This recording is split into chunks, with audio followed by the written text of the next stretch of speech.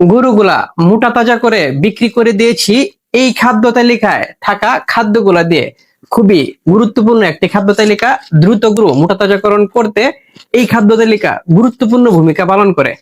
এই খাদ্য তালিকার খাদ্যগুলা পরীক্ষিত এবং প্রমাণিত। কারণ যে খামারি ভাইজানেরা সরাসরি আমাকে জিজ্ঞেস করেন, রনি ভাই আমার গরু দ্রুত মোটা তাজাকরণ করতে চাই, কোন খাদ্যগুলা আমি দিব? আমি সর্বপ্রথম এই খাদ্য তালিকার খাদ্যগুলা খামারি ভাইজানদেরকে বলে থাকি। প্রিয় ভাইজানেরা, অল্প সময়ে দ্রুত মোটা তাজাকরণ করতে দ্রুত মোটা তাজাকরণের এই খাদ্য তালিকায় প্রথমে রয়েছে ভুট্টা ভাঙা। ভুট্টা ভাঙা গরুর শরীরে ইনস্ট্যান্ট শক্তি দিতে সহায়তা করে। প্রতি 100 কেজি দানাদার খাদ্য তৈরি করার জন্য আপনাকে দিতে হবে ভুট্টা ভাঙা 15 কেজি।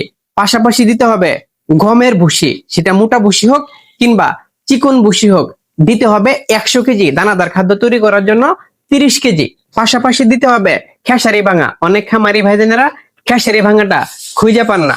প্রিয় ভাইজানেরা, খেসারি ভাঙাটা গরুর বড় বড় খাদ্যের যে দোকান আছে সেই দোকানগুলোতে খেসারি ভাঙাটা আপনি পেয়ে যাবেন। খেসারি ভাঙা দিতে হবে 100 কেজি দানাদার খাদ্য তৈরি করার জন্য মাত্র 13 কেজি। দিতে হবে প্রান্তিক খামারি ভাইজানদের সবচেয়ে পরিচিত এবং সহজলভ্য ধানের কুড়া। ধানের কুড়াটা দিতে হবে এই দানাদার খাদ্য তালিকা অনুযায়ী মাত্র 100 কেজি দানাদারের জন্য 10 কেজি।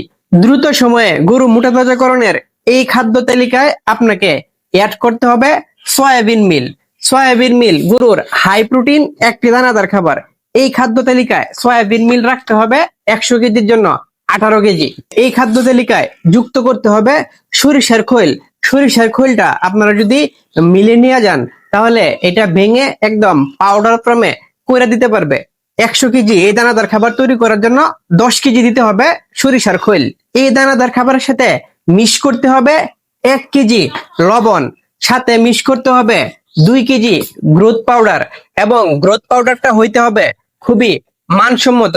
বাজারে এখন বিভিন্ন বাজে প্রকৃতির গ্রোথ পাউডার পাওয়া যায়। প্রিয় ভাইজানেরা, গ্রোথ পাউডারটা যখন কিনবেন একটু যাচাই বাছাই কইরা তারপরে আপনার দানাদার খাদ্যে গ্রোথ পাউডারটা ব্যবহার করবেন।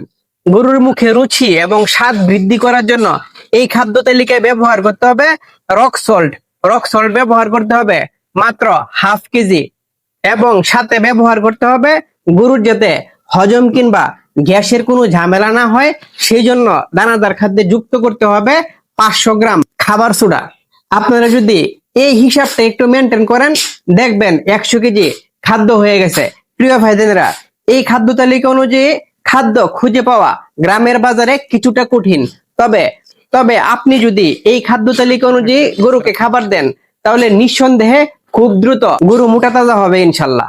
আমি এখন যেরকম খুবই কম খরচে আমার খামারের এই গরুগুলোকে পালন করে থাকি, খুবই অল্প পরিমাণে দানাদার দেই এবং খুবই সীমিত পরিমাণে দানাদার খাবার দেই। এই বিষয়ে কয়েকদিন পূর্বে একটা ভিডিও দিয়েছিলাম, হয়তো আপনারা এই ভিডিওটা দেখেছেন। যদি লং টাইম গরু পালন করতে চান তাহলে আমি বর্তমানে যে উপায়ে খাবার দিচ্ছি এই উপায়ে খাবার দিতে পারেন।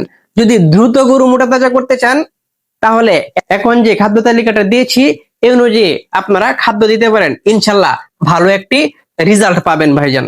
যেহেতু এখন প্রতিযোগিতার সময় প্রত্যেক ভাইজানই 2 থেকে 3 মাসের মধ্যে গরু মোটা তাজাকরণ করতে চাচ্ছেন, তাই এই ভিডিওটি শেয়ার করে দিবেন যাতে খামারি ভাইজানদের উপকার হয়। ভালো থাকবেন, সুস্থ থাকবেন, কাউকে আর গরুর যত্নের সাথে থাকবেন, আপনাদের রনি ভাইয়ের সাথে থাকবেন। আসসালামু আলাইকুম ওয়া রাহমাতুল্লাহি ওয়া বারাকাতুহু।